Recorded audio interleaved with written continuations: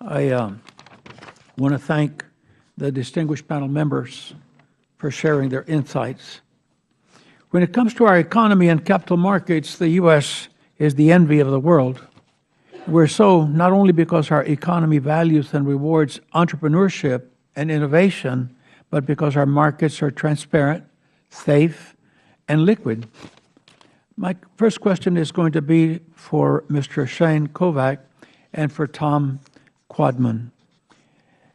House H.R. 1675 bill revises the SEC's Rule 701 by both raising and then indexing for inflation the permissible aggregate sales threshold of securities sold without certain disclosures to employees and to other parties as part of their compensation from $5 million to $10 million. Does raising the threshold to $10 million increase the risk that employees will not receive vital information about the company employees which they need to make informed decisions? Question to Shane. For companies like PTC, biotech, emerging growth companies, we're in a position where we need to attract talent. We need to attract talent from other companies that may be larger and better capitalized and able to compensate with cash compensation more than maybe we could afford as a small growing company. And therefore, we have to incentivize employees with stock and options in the company, which has growth potential. And certainly as a private company or public companies, we need to do that. And for a private company, I can imagine that raising the threshold from $5 million to $10 million in terms of the value that you're going to give to employees without having to put together some large disclosure statement on the company and all that incremental costs, I don't foresee that raising that bar from 5 to 10 would really be any real impact to putting the employees at risk. In fact, I almost think the employees would applaud it because it would enable the companies to give more equity in the company to them in form of compensation. Okay.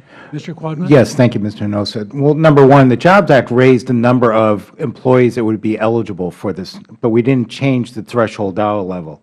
So number two, with private companies, proprietary information, we're trying to look at this through the lens of a public company. These are private companies. By allowing proprietary information to get out into the public, which this could very well happen, that will destroy a company. It will destroy their ability to grow. So these are employees that are incentivized to succeed. It will allow firms to get the talent that they need.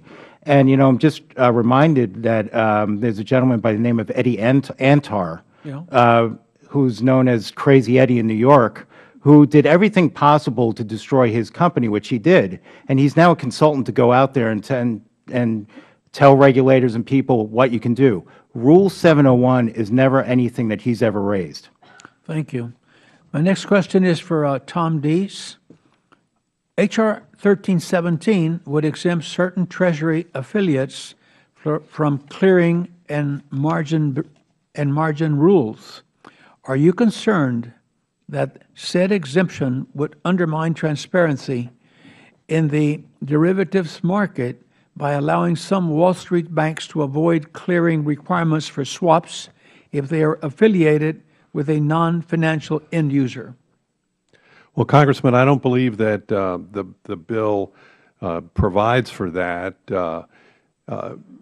From the inception of Dodd-Frank, it's been permitted for an operating subsidiary of a financial company that's engaged in commercial business activity to avail itself of the end user exemption. We're talking about a central Treasury unit that has the risk-reducing activities of netting out these exposures, which is to the benefit of lowering the systemic risk in the system, and it should be what we would all want. And there are very extensive anti-abuse provisions in the bill that are utilized by the regulators that would stop any company from exceeding what's permitted under the law. Your response helps me a great deal.